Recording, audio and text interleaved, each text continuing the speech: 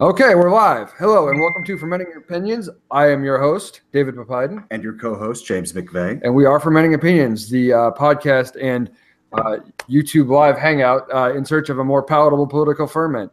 Tonight, James is going to talk about what the topics are while I do tech stuff. You want to go ahead and get started? And I guess where we're going to try to start out from is Doug Jones, kind of his surprise victory. I mean, I'll call it a surprise victory. I didn't see him winning. But his very narrow victory, at least, against Roy Moore in Alabama for the special election they held for Jeff Sessions' seat in the U.S. Senate. The Democrat won for the first time in 25 years for any... Sorry. Oh. Why is it doing this? I don't know. But anyway, yeah. So essentially, wanted to brush on that quickly and really talk more about the implications for the left and the right moving into the 2018 national midterm elections next year. From there, we were planning to host a particular person who is a friend of David's to discuss. Which he says he still might be coming in. Okay. So we may still be touching on President Trump's decision to move, to recognize Jerusalem as the capital of the state of Israel, and then thusly to move the U.S. Embassy in Israel from Tel Aviv to Jerusalem. And then we would probably spend the rest of our time revisiting Masterpiece Cakeshops and gay wedding cakes, and the Supreme Court decision will come that way. I apparently missed out on that last week because I was busy. And yeah, we did have a fun talk. I'm pretty well versed in the filings for that case, and it's one of my favorite areas of law. So I would like to kind of focus our discussion specifically on where SCOTUS could rule, what standards are in play, and where we go from there. Cool. We can do that.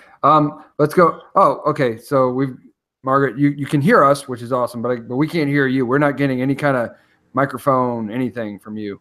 Do you have your microphone muted on your laptop, possibly? If it's a laptop, it should show as muted on ours. But anyway, we're not going to do that all night to do the tech stuff. We're actually getting started late because we've been having tech issues.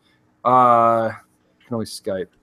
That's not gonna. Yeah, it is unfortunately not gonna help us because this is like a Google plus YouTube live hangout. So that is what it is. But let's talk about I want to call it Roy Moore's defeat. Like that's the only way I want to. That's the only way I want to phrase this thing. I mean, I think that's an accurate way to describe it. By all means, it should have gone to Roy Moore.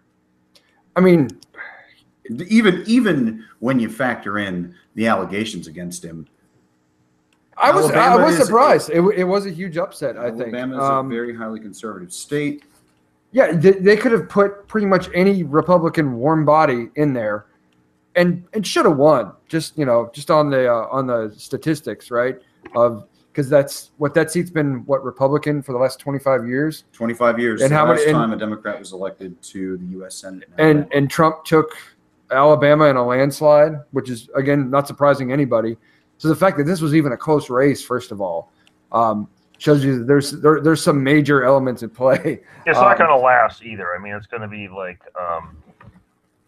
Massachusetts there, Scott Brown in Massachusetts. Right. I think that's a good point, actually, that in the next election, he could very easily be unseated by any kind of decent Republican who's now, not. Keep in mind that the Senate terms are for 6 years, and Jeff Sessions won re-election in 2014. So this is a special election, though. He will. What is that? How long is he going to? His term going to be? He still holds the seat until 2020. Okay. So technically until 2021. Whenever they. And that'll be the election year. Yeah. Okay. But the election year is 2020. He'll be in the 2020 election with the next presidential election as well. It'll be lumped into that Tuesday. Gotcha. Well, I think what we failed to mention also is that all of those, what was it, like 15, 17,000 people, I'm just going to say I'm no fan of Alabama football. So all of those idiots that wrote in Nick Saban. Yes, Nick Saban is good for something. Bullshit. Someone explain who Nick Saban is to anybody who doesn't know. Nick Saban is the head coach of the Alabama Tide, the University of Alabama's football team. And he came on as a write-in candidate for the Republicans? He did not promote it himself at all. It was a movement of Alabama fans. University of Alabama fans. Sorry, Apparently, he's always a write-in vote on Alabama elections. That's funny. That really Some people will do says that. a whole lot about the Alabama. And I don't know anything about Nick Saban's politics, but to me, it would be almost impossible to achieve the moral and intellectual turpitude of Roy Moore, because there's the sexual assault allegations, which is I think what really put this thing in play. Before that, he was not a good candidate. In any place but Alabama. I've had objections against him since his first time being removed as Chief Justice of the Alabama Supreme Court. He's been debenched twice. The first time he was debenched was for refusing to take down his own monument he had created to the Ten Commandments in the Alabama State Supreme Court. He was ordered to do so by federal court. He refused to do so. His other justices on the Alabama Supreme Court removed him because he was unfit for office. He was then elected again to the Alabama Supreme Court, where he was again removed after Obergefell when he said that God's law trumps any law of the United States or the Constitution, and that he is ordering the entire state of Alabama's judiciary to follow God's law, not the law of the United States. Yeah, and you can't be on the Supreme Court of Alabama or anywhere with regards to the secular laws of our nation. If you're just going to not decide to do your job essentially and not uphold those. Exactly. Not only that, but you're breaking an oath you swore. Yeah, to uphold the Constitution. Yeah. Not only when you swore the oath to become an attorney in the state, because I'm 100% positive all 50 states require you swear an oath to uphold the United States Constitution, but you also broke an oath when you took the bench. You broke an oath when you took the Supreme Court. I mean, you're just an oath breaker, essentially. That's what you're known for, is being an oath breaker. There's Game of Thrones implications there, but I mean, really, what it is, I apologize. What I was trying to say is, I've despised Roy Moore. Oh yeah, I don't like him either. He's a lawless theocrat. He that's what he's been. He's thinks homosexuality should be a crime. He thinks Muslims shouldn't be able to serve in Congress. He liked the laws back before we had anything past the Bill of Rights. He thought America was great when we had slavery. I may be phrasing that slightly out of context. He liked America when we were still living in sort of antebellum times. Yes. Not specifically endorsing slavery, but that's when he thought America was great. I wouldn't mind living back in antebellum times not because of slavery, but because damn, the dresses were badass. The dresses were nice. The women couldn't vote, as Rebecca pointed out. I will give you that, but I will give you that. Except I also like running water. It's kind of good, not bad. You can go on Etsy. You can get the fancy dresses still, or wherever you buy your Swedish dresses. I've got one of those too. Well, there you go. They're awesome. I didn't get it from Austria though. I didn't get it from Austria. But I do love antebellum fashion. Anyway, so we don't like Roy Moore. Didn't like him anyway, and then the sexual assault allegations came out, and that's what put the election in play. And I think that we need to mention. I mean, obviously. Yeah, I heard his comments on the antebellum stuff, and it was like, I was like kind of hoping he would win, even though I kind of found him a little bit unsavory. But then it was like, I'm just gonna sit this one out. Are you? Not that I don't live in Alabama, but I'm not gonna in terms of like supporting someone. Gotcha. I live in California, so. Oh, okay. Yeah, all fair. Yeah, I was going to say I definitely didn't really pick somebody to support. I just hoped with all of my hope that Roy Moore would lose. Yeah, and our friend of the Ferment, I did an interview on, was it Monday with Lace, who actually went down to Birmingham, or not Birmingham, Mobile, and canvassed for Doug Jones, and she left not all that enthused about voter turnout. So we thought, we really weren't sure. It seemed like a long shot. I mean, it's still Alabama. It's still the only reason I really wanted him to win was Doug Jones is a partial birth abortion nutcase. So okay. Yeah. And I mean that's totally fair, but at the same time, I know it doesn't. That's not an argument for Moore. That's it's kind of like people say that they're voting for not Hillary. I understand. when it was primary season, I lost Rand Paul, and that was the only guy I cared about when Tennessee came around for our. I actually wanted I wanted Rubio to win that one, the nomination. That would have been really great. I love. I'd rather have in retrospect, I'd rather have Rubio. I mean, yeah, in retrospect, sure. Once Rand Paul dropped out, I voted for Bernie Sanders to vote against not Hillary Clinton. For which you will always be dogged for that for the rest of your life. You know that, right? It really doesn't bother me at all. Because he's a libertarian, and no, that was good. That was good because what happened when you voted for Bernie Sanders, you switched over and voted for Bernie Sanders there. Exactly, that was the point. You know, that was the entire. You created momentum behind Bernie Sanders such that when Hillary stole it from Bernie Sanders, it helped fracture the Democratic Party in half. So thank you for helping to fracture the Democratic Party. True statement. Whoop, whoop. Small victories, I suppose. No, but this. And speaking of small victories, this is the point I kind of wanted to, this is kind of the point I wanted to make about Jones v. Moore and all of this is that honestly, I see Jones winning as a victory for America as a whole. Like it's a victory for the right and for the left, and no matter where you fall in that spectrum, it's kind of a win. I mean, it really gives the right a focus and a kind of a wake-up call to say, this isn't working. You can't just field any idiot in deep red state territory and control. Can I just chime in something that kind of I've been thinking about today? Sure. And this goes back to something that was presented on the group forum early. I don't know if it was yesterday or if it was today. But here's the thing that really disturbs me, because I see that we're swinging into this trend now where, as Johanna was saying, the not Hillary, I'm just anybody but Hillary. Well, here's the thing. We've kind of gotten into a situation now where it's one of, well, which the lesser of the two evils? I'll just vote for the lesser of two evils. How do we get back to there not being an evil in the mix? I mean, well, let me point. I saw a meme on that today. Okay, and it was a guy saying Christians should not vote for the lesser of two evils, right? And the meme was, now granted, there is some truth. You don't want like two really bad people, to vote for. Just vote for the slightly less bad one. But the point that it was making was that, unless you're voting for Jesus, you are voting for a lesser of two evils. Simply because that's human nature, Sure. I mean, that does make a little bit of sense. I mean, yes, everyone has skeletons in their closet. Everyone's done something. But there is I see there's a point. It's more than.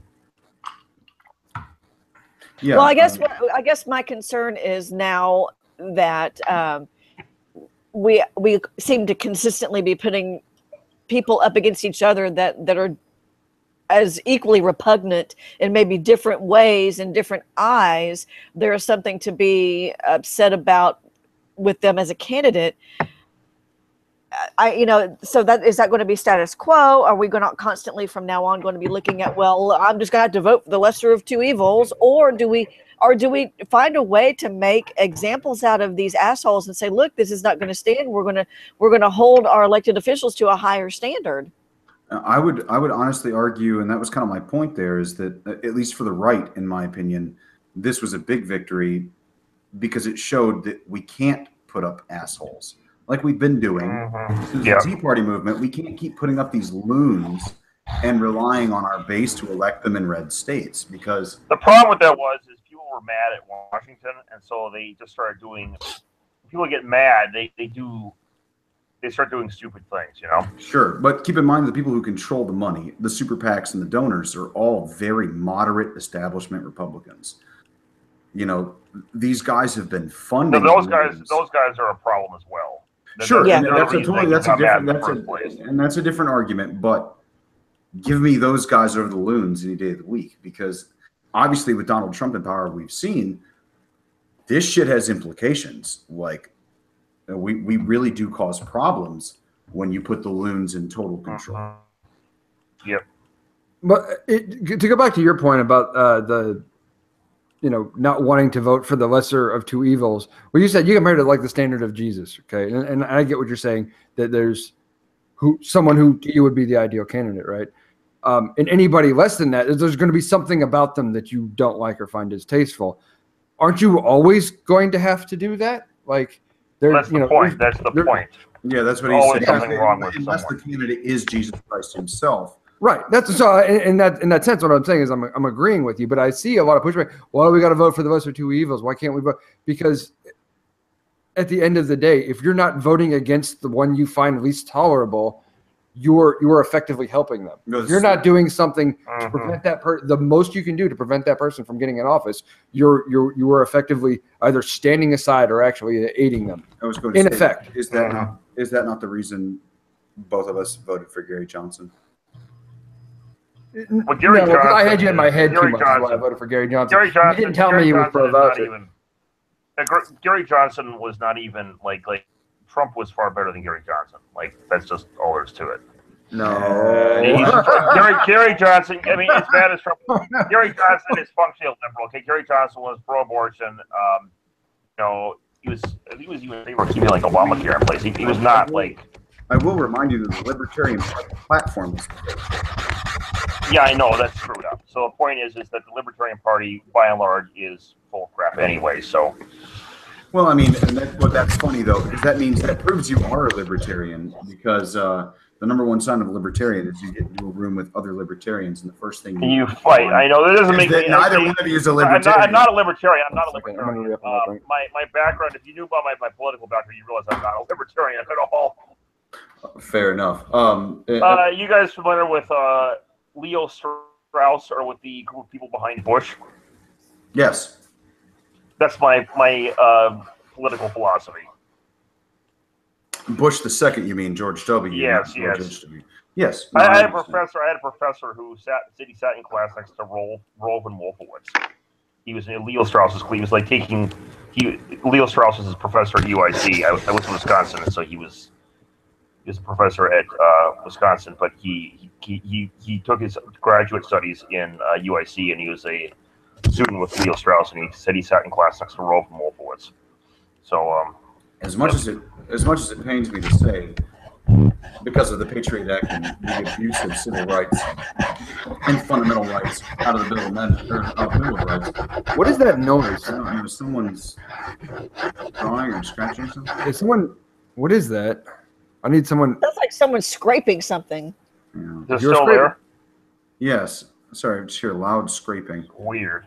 Whoever's scraping, I need them to stop scraping. But my point was, as much as I despise the Patriot Act and the erosion of fundamental rights, I do miss George W. Bush and his entire league. Yeah. Even Dick Cheney, Jesus.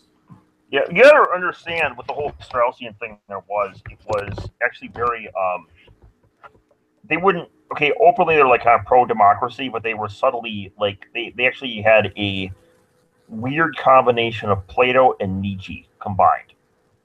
They took, so imagine like this, Plato has his Republic, and there's the philosopher kings, the soldier class, and the worker class, right? Very, very familiar. Well, that matches to reason Plato had that was because he said that people had different kinds of souls, not in a theological sense, but in terms of their dispositions of motivations. The philosophers are motivated for wisdom, the soldiers were motivated for honor, and the workers tend to be motivated on pleasure. And well, you don't want someone that is motivated for pleasure to be overriding a concern that is motivated for wisdom, simply because the number of people that are in favor of pleasure are higher than the number of people that are in favor of wisdom or honor, okay? Sure. So because of that, you want to have the philosopher kings on top. And of course, he had a bit of he himself believed that there were, absolutes, but he also thought that it was hard to define them in some ways, but that we had to keep them in place. And so there are different interpretations of Strauss. Some saw them as noble lies. Other ones saw them as real, some religious Straussians, like Alan Keyes, for example. I understand. And there are some that are not, but they both view the same. They view absolutes in the same way. And they would say, like the East Coast Straussians, for example, had this belief that there are no absolutes morally, but we can't run a society like that. And so because of that, we have to hide that from the masses. And that's in the philosopher king territory. Don't let the masses know about that, and then opiate the masses with religion via the soldier class. This sounds like a conversation David and I had about the platonic Well, ideal. we're talking about moral realism. Yeah, but let's moral not go there. relativism, We're talking yeah. about Doug Jones and Roy Moore. Let's keep it Sure, on sure. track. All right. Yeah. I'm sorry, because we will do this for hours and hours Oh, and yeah, hours if no, we don't Right, stay on right. track. Okay, good point. We Good got some point. big topics and a guy waiting. All right, let's go. But So I guess moving forward, I guess the question is, or really the statement that's made, I think, by these election results, it was a close election, right? They even won by a couple of points, not that many votes. Most of you pointed out that Roy Moore was perhaps spoiled by the fact of all the people voting for Nick Saban. Is that? Yeah. I would say this kind that of would have made a goes- difference. But you can't say, well, it was necessarily their fault, because those are people that might have otherwise just not voted, right? And that still wouldn't have helped That's them. Well, I think another thing that's important to understand too is that I think the turnout this election was a bit higher from the collegiate electorate than has been in past elections too. So I think that contributed also. Like I think someone was taking I think Auburn University was taking the glory and getting people to the polls and electing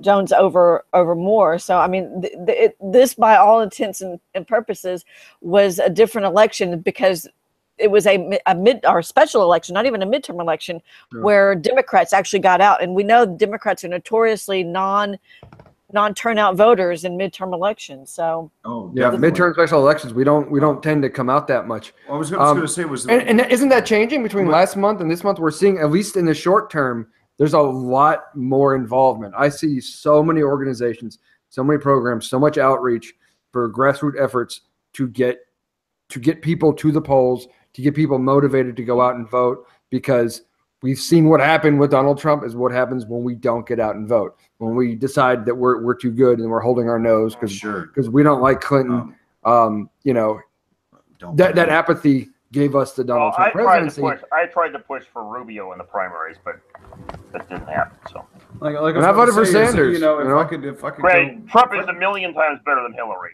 so I will. Okay. I'm very I don't happy. think that's And accurate. I am happy that he's destroying political correctness. So, I mean, I kind of warmed to Trump. I'm going to say. I think I was very opposed to him in the primary, but I've kind of warmed to him since then. Okay, so what I was going to say before, because that will bring up the topic here too. What I was going to say is my kind of review over the vast swaths of media from the left to the right today. Mm-hmm.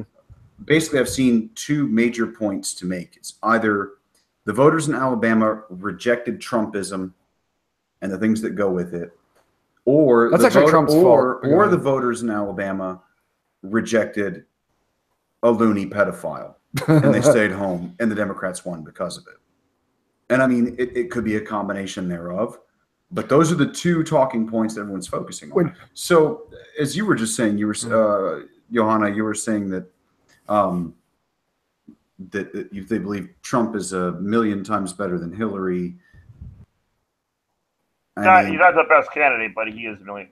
Actually, in some ways, he is also needed just to kind of mess the establishment up. But that's what I was wondering, is that I think that, in my opinion, at least from a saint, but he's moderate conservative's opinion, I think he is a useful idiot, and I think he is a very great scapegoat for us. I think we can go ahead and offload all of our dumb pandering we've done over the last 2 decades to the far religious right and blame it on him, essentially, and basically make him the fall guy, and we can move a little more towards the center and get back to rationality.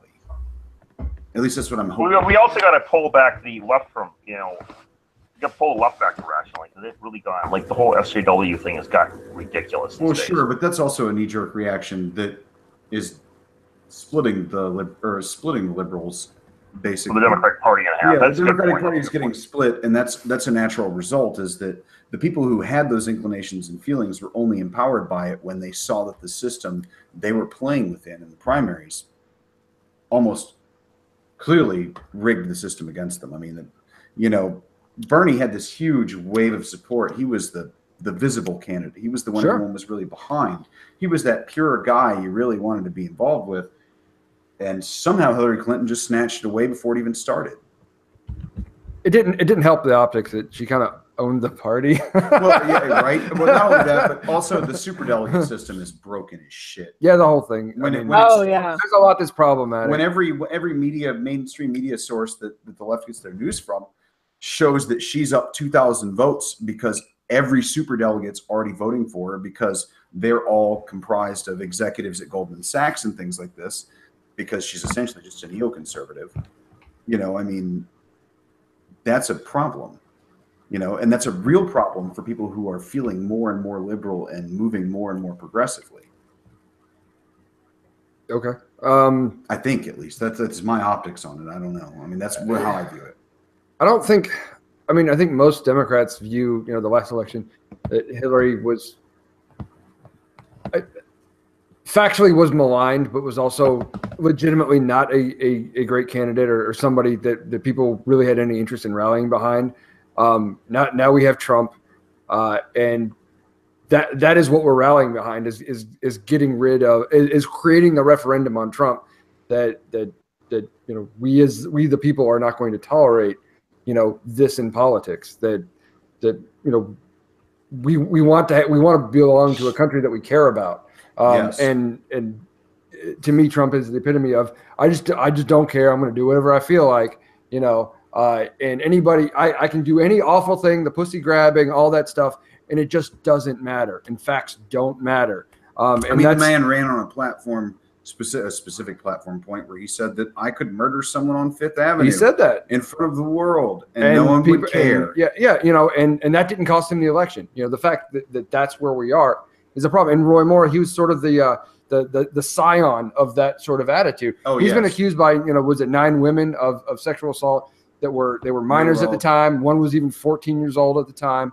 And just says no, that none of that happened. It's I think in that case that was good, especially since we got rid of Al Franken at the same time, and so this was kind of a good thing to make it look like it's we're not hypocritical like I don't see that taking Al Franken out of there. Hang on, you got a lot of feedback there. I think the difference there between Franken and Moore is that Franken really the only claim that was proven was the first one against him, and it was tenuous at best after the evidence. Well, right, but the point is that there were a lot of the claims, like with Roy Moore, had similar things, like Gloria Allred, forging the signature in the yearbook and but so on. She didn't forge the signature. The person whose yearbook it was added the date to it, but did not forge the signature. And his title. She added Roy Moore. He had signed Roy Moore and written his name or whatever. I heard a lot of stuff about that was saying that a lot of that stuff was.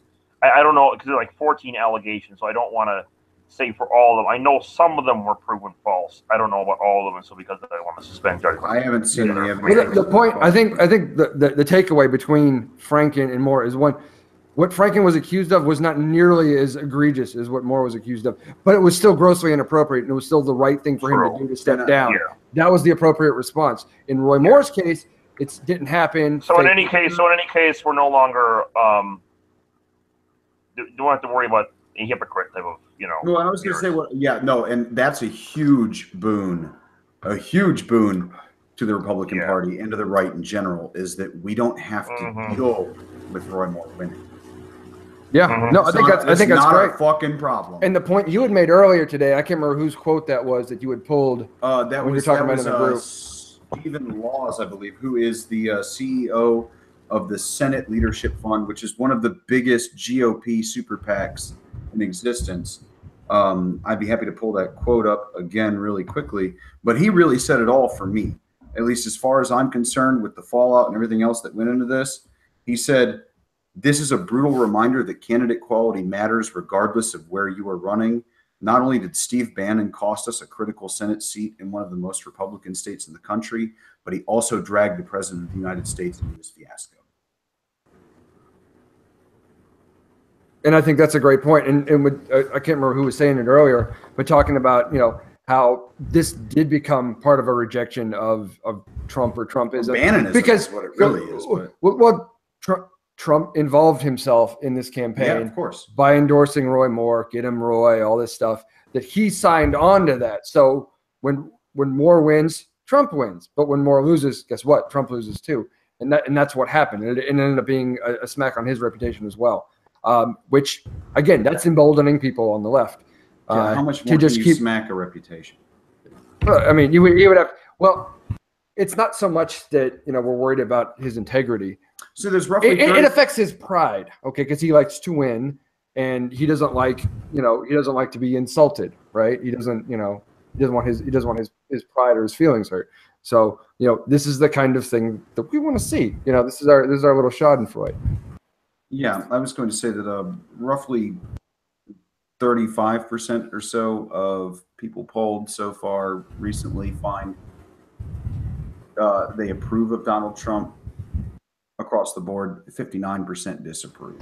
Yeah. I mean, realistically, how much lower can you go in polling data? And I guess you could go lower, but you have to take into account that some people are I don't know, James. Ask Congress. Aren't they below 11% approval? I mean, they could be able to tell you how low you could go. Is Congress viewed that terribly right now? I don't know. I haven't seen those numbers. I don't know. You continue. I'm actually going to Google it. I know they're super low. I don't know how low, sure but they are. I mean, Congress is. And it depends on who you ask. But again, did you hear this, gentlemen? Did you hear this? Tavis Smiley has been suspended from PBS for sexual misconduct. Who? Tavis Smiley. I'm not sure who that is. I don't know who that is. You said who are they? They work for CBS. PBS. PBS. Public Broadcasting. Tavis Smiley. He's an African American man. And he's been accused of sexual assault as well? Is that no sexual misconduct? He had inappropriate relationships with employees. Oh, well, and I guess what my point was going to be actually when we talked about Franken and that too was that the left's, I guess, response to this movement, the sexual misconduct and things like that, the left's has been one of, I guess, what you could call intolerance. It's kind of a zero tolerance policy of, if it doesn't look good, you got to go. And they're going to stand up and say, you got to go. Yeah, I mean, if we can reference this back to like Franken, I would say, what was leveled against him is, like I said, is not as egregious. And he could probably, fight and argue and all these other things. But like, well, as the ethics committee investigation expanded, the more complaints came out. Yeah, I would like. By the way, Melissa, as of September, Congress approval rating according to Gallup was 16%. So okay, well, it could have gone down in a couple of. That's pretty. Well, that was September, so it could have gone down. Well, that's actually up since the last time I saw it. It was at 11% last time. But I want to comment on this whole. It seems like a slew of allegations against several prominent names, whether it be in the world of entertainment, politics, sports, what have you. Mm-hmm. My concern is, and I'm just going to tell you, I have been raped in my life twice. I've gone through the humiliation of the actual assault. And I've also gone through the humiliation of the rape kits and the humiliation of having to deal with the police and investigators and attorneys and courtroom dramas. It's not pleasant for a woman to come forward and admit these things. It takes a lot to do it. Having said that, I wanted to preface that so that you didn't think that I was just, talking out of my ass. But having all of these allegations come up, the thing that concerns me, there are several things that concern me. One of them is, yes, I think it's important for women to feel empowered and protected enough to speak out if there is legitimate reason for them to do so.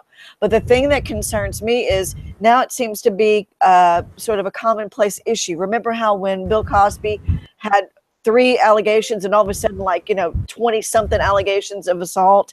I mean, at some point we have to say, et tu Brute, are you jumping on the bandwagon?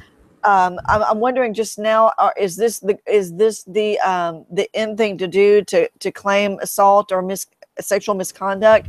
Because we have to be mindful here that some of these things may not literally rise to the occasion of legitimate sexual assault. I know that a lot of people on the left say, well, everybody has the right to be heard. Believe the woman. Don't question the woman. And I get that, but however, my concern is now if we just blindly believe every woman that says someone sexually assaulted her, are we not going down a path that maybe we ought not be wanting to go down? I think what you're cautioning us against is trying these people in the court of public opinion, letting an allegation come forward and saying we accept this allegation as truth.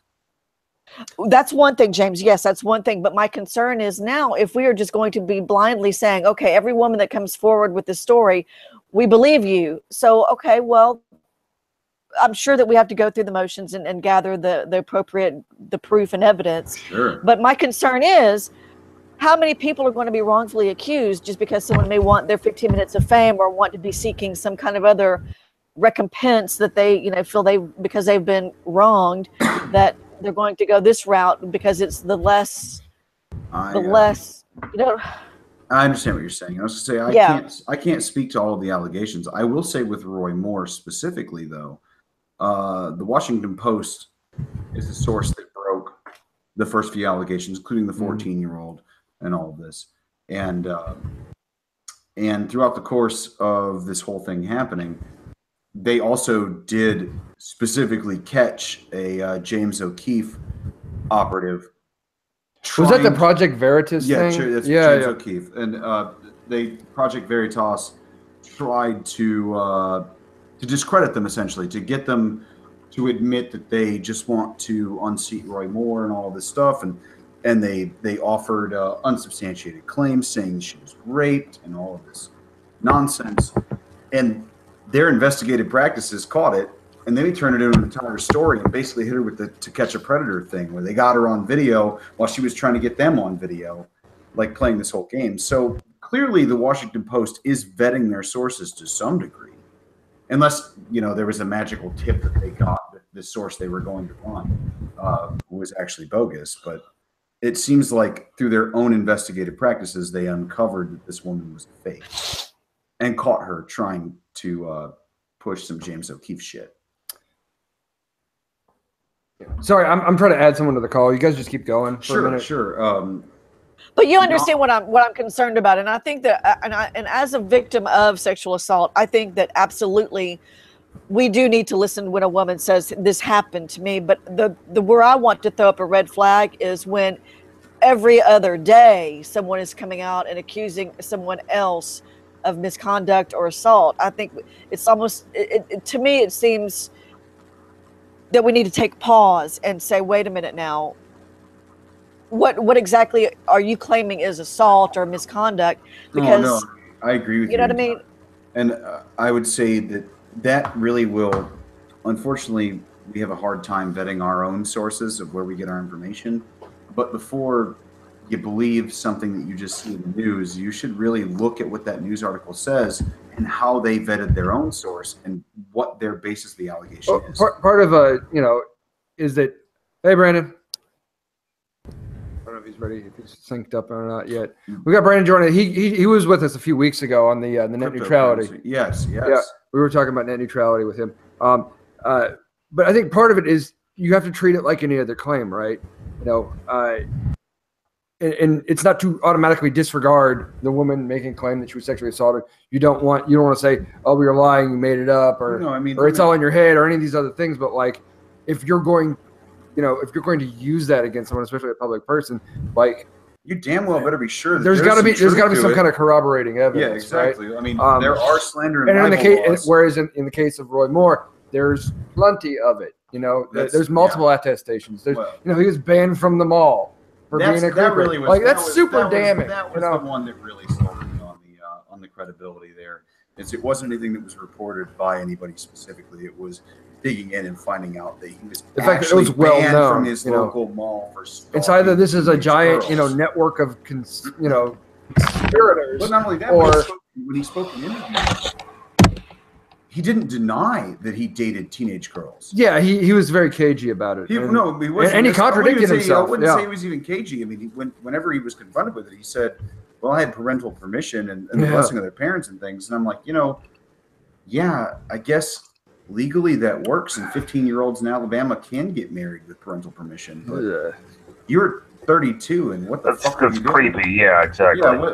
It doesn't matter when you did it. It's super gross. It's fucking gross. That's really disturbing. Even if it's but he didn't deny it. Like, what he denied was any kind of untoward advance like unwanted events. But even then, I find the stories very credible because not one of these people actually claimed that he did anything entirely disrespectful. Like he would, I think the worst thing he did was try to kiss a girl and like grab her head, kind of point it towards her crotch. And she said, "Stop," and then he stopped and took her home. I mean, every one of those stories ends with, "I said no, he took me home." Well, what about the groping over the clothes and all that stuff in the car? It still ended the same way. The groping over the clothes was at his house, and she got to a point where she thought it was too much and said, "No, I don't want to do this," and he took her home. He's still a pedo. No, I agree with you. I agree with you. It's creepy as hell. But what I find credible about it is it's not, "Oh my God, Donald Trump raped me," and "Oh, by the way, I work for the Clinton Foundation and I'm best friends with Hillary," which is one of the like that. That's not credible to me. Like, I mean, there are a lot of people accusing Donald Trump. I get it. I think that's part of the problem. I think that's part of the problem is that, like, with this Roy Moore thing, a lot of this, I thought some of this was fake, actually. These accusations. I didn't know all of them, and that's why I was kind of pulling back from the Roy Moore thing. Mm-hmm. I mean, I in some ways tentatively hoped he'd win, only as he was the not Jones, Doug Jones candidate. Yeah, exactly. He wasn't the leftist show. He's not Doug Jones, so therefore, but like he's like one of these guys, like puke, Yeah. But the problem with this is why I think is that all these sexual harassment claims against Trump have appeared, which are just not valid. They're garbage. I would disagree with that. I would say some are valid and some seem highly suspect. I know, but what I'm saying is a lot of it is suspect in the sense of, like, you've seen the way the Hillary campaign works. It's ridiculous. She's yes, I understand, but corrupt. I know what you mean. Trump is not. The damning thing about it is that Hollywood Access tape or whatever with Billy Bush. The real problem is that you had these allegations come out beforehand, and then that tape releases. And he's describing what they're accusing him of to a T in a braggadocious way. I mean, it's almost like he's proud of his method. I mean, it is like he's proud of his method. Hey, Kyle, by the way. Hey. I would say that some of these Donald Trump things are off base, but I'd say some of them seem like they hold water too. But I think we're kind of rabbit trailing here a little bit. Yeah. We're comparing the awful characters of one person to another. Yeah, we've pretty much beaten Roy Moore to death. I think to put a bow on the Doug Jones Roy Moore thing is that you guys, it's like you said from the quote, Republicans can be happy that they don't have to wear that albatross around their neck, Thank God. and field a more decent, and maybe hopefully more moderate candidate. Probably still going to win Alabama next time. That's okay. I'm okay with losing to a Republican that is also a decent human being in Alabama. It's okay. It's going to happen anyway. I'd rather just not have a piece of garbage pedophile. That would be fantastic. But that said, time to segue onto Jerusalem. This came out. Was it earlier this week or late last week? No, it was earlier this week. It was earlier this week that the Trump administration announced that they are they have approved the move of the U.S. Embassy in Israel from Tel Aviv to Jerusalem, which is sort of declaring Jerusalem. So what? Come on back in here. All right. They recognize Jerusalem as the capital. Recognizing that Jerusalem is the capital of Israel, which is an extremely controversial thing, which goes against it's like something like 70 years of foreign policy on the subject. Everyone knows, well, not everyone, but most everyone should know, Israel and Palestine have been at loggerheads since 1948. Since the state of Israel was created by the West, and it's been hotly contentious. There's been much bloodshed since this announcement. There has been blood. I don't know if there's been any deaths, but there's been rioting in the streets. It's incredibly tumultuous, and it just seems like such an offhand thing for Trump to do, to be like, I'm just gonna, this is this delicate balance, and it's tenuous, and you have to fight to maintain it to keep these people from slaughtering each other wholesale. And aren't the Palestinians behind a wall now? I mean, who? What now? The Palestinians, aren't they behind a wall now? Well, that'd be really cute. I'd like to see them do that against the Israeli Defense Force, but Right, what I'm saying is the Israelis have them behind a wall. I think in portions they do at least. They just have to finish the wall, and this whole thing that's all there's you can have your embassies in in Jerusalem and whatever, and put the wall up, and that's the end of it. Solve everything with walls. Walls. Yep, I do smell a Trump supporter. Walls don't generally tend to solve problems, and they never have in history. Well, you don't. I disagree. And in the words of the immortal Robert Frost, good fences make good neighbors. Yeah, no, I mean, I hear that, but I mean, I'm totally joking. I'm sorry. No, it's fine. I like that quote though. But as far as national boundaries, let's talk about, you know, the Great Wall of China or Hadrian's Wall or any other Great Wall that existed for a time that was then completely destroyed, and so goes the empire with it. Yeah, it's a long time. That goes for. I mean, that's going to take, you know. It's not gonna.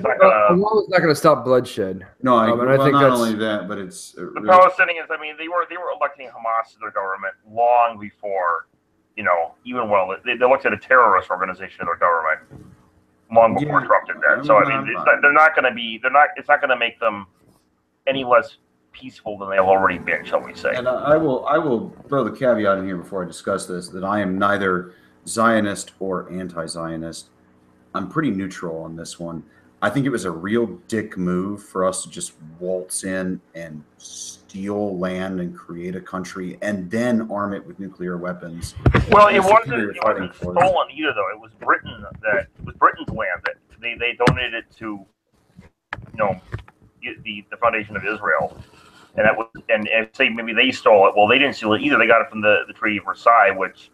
No, it was the Ottoman Empire before that. There was no Ottoman Empire after. I fully understand that it was all contested territory. I get it, and it was just one more kind of nail. Yeah, I guess it comes down to perspective. As you say, well, yes, there's legal mechanisms which created it, but that doesn't stop the Arab world as have been doing as a contested by the Arab world since it's been going on from the West, because we all value this piece of property that has, you know, sentimental value as far as Christianity and Judaism go. Well, can I just throw a wrench into the spanner in the works? Mm-hmm. So yeah, you said a key word there, David, the Arab world. That whole area of the globe is predominantly Arab. I mean, when you look at the map, what is wrong with having just a sliver of land for the Israelites, for Judaism? What is wrong with them having just that little sliver of land? When, I mean, if we're going to talk about the Arab world versus the Jewish world, I mean, why can't they have just that little parcel of land? Well, I guess it's the same problem as anyone who doesn't like, you know, someone coming in and claiming eminent domain and taking their land away. Yeah. Like if that was like where your people lived, where your ancestors lived, and someone just said, no, we're going to give this to the Israelis now. Like you're creating a conflict, whether or not either side views it as justified. You know, the thing about it is though, it's not like we just said, okay, we're going to parcel this little sliver of land off, and then we're going to bus in all these Jewish people. I mean, the Jewish people were living there too, were they not? Not really, no. There were some before. There were some. A lot were bussed in. Yeah, a whole lot. But following the Second World War, there was this huge Zionist movement of Jews wanting to to migrate to Israel. Yeah, war as well. Go ahead. They pretty much got bussed in with nuclear weapons. Oh, they did. Oh, Kyle, you joined us. Yeah. I think you were here to discuss this particularly. Kyle's my friend. I used to go to Bible study with Kyle back when we were having that. We used to meet once a month and gab about the Bible. Yeah, believe it or not, this evil atheist would go to Bible study. Kyle, if you don't mind, fill us in here a little bit. This was the topic we wanted to pitch to you particularly. Oh man, I don't know that I'm in a place to really fill anyone in. Seems like we kind of know the basics already. I'm basically just here because I feel like I've got a kind of an interesting perspective on it, maybe. Sure. I'm also not used to doing headphones and microphone. This is new to me, so sorry. No, okay. No, you sound fine. You sound good. Okay, all right, good. Because my position overall is I'm somebody that would classify myself as pretty far right. And as David said, we met at a Bible study. You know, I'm a preacher by profession. the main issue I would find with a lot of the I guess right-leaning ideas that I would tend to agree with is the overwhelming Zionism that I don't see a reason for. So my main question would be about what has happened this last week is why? Why does it matter enough that we should cause this disturbance? Like, why does it matter to us where we consider Israel's capital and move our embassy from Tel Aviv to a few miles away in Jerusalem? What statement are we trying to make? What are we gaining by doing it? Do you have a thesis you'd like to propose there? I think there are maybe 3 reasons. And I actually heard from somebody tonight another idea of somebody saying Trump's son-in-law is Jewish. Jared Kushner. I don't know that it has anything to do with it. I can't make any judgments there, but I feel like maybe Trump is trying to, build up his support from his base, thinking that his base will support of Israel. And I'm just wondering why is that? Why does that base support Israel so strongly, where a lot of those same principles of what Israel is doing, in my opinion, we wouldn't support if somebody else was doing it, and we wouldn't support if it was happening here. I mean, and I'll touch on this just a little bit, and this is a huge issue I find, at least among Protestant sects of Christianity, is this strong devotion to Revelations, right? And this idea that when the end times come, we will repopulate Jerusalem. A third of God's chosen people will join Christ's army. And this idea, and I think that's really kind of the tie that we have, at least in modern times. I think that's a lot of it, yeah. Which is, interestingly enough, not really concepts that are found that strongly in Revelation. And I take a perspective of looking at Revelation as these things are already past, and talking about the fall of Jerusalem. Also, if you speak ancient Greek or can read ancient Greek, you should discount Revelation entirely. It's clearly a crock of shit. Pardon my okay, but let's stay focused here. Yeah, there's definitely a lot of confusion on the book, but there's a lot of assumptions made. I think you're right about Protestant groups who just assume, because they've always been told these ideas of, and in the latter times we're going to need Jerusalem or something, which is just not a concept found in the Bible. And that's kind of why I wanted to pitch where I stand on it, is the Bible pretty clearly teaches that everyone is at this point equal, that there is no special place for Jews, that doesn't exist anymore. In fact, it's my personal belief that, I think, again, being a Christian Bible believing person, I think the fall of Jerusalem to the Romans, the destruction of the temple, may not have been something that wasn't unplanned or intended. And so now we've got a place left where, like we don't really do with the rest of the world, we're saying, why can't there be a sliver of land for Israelites? And I'm thinking, where else are we looking at the world and saying, well, why doesn't this or that race have a place? Like making a nation for a specific race of people.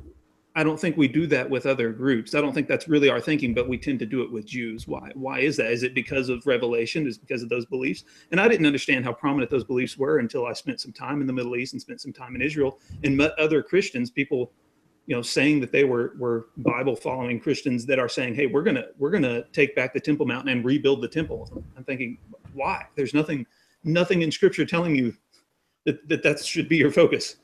Yeah. Is that the belief that there's end times implications for this, essentially? Yes. That this has to do with, like, they rebuild the temple and then Christ comes back, and then, like, it's something like a third of the Jews are automatically going to convert or something like that. And that's what kind of drives all this political, like, American Zionism, that, we're going to get the Jews their own place. And when Christ comes back, boom, these guys are going to become Christians now. That's something that's been expressed to me before anyway. Is that something it's been expressed to me as well? Yeah. And I don't really understand quite where it comes from. But I mean, I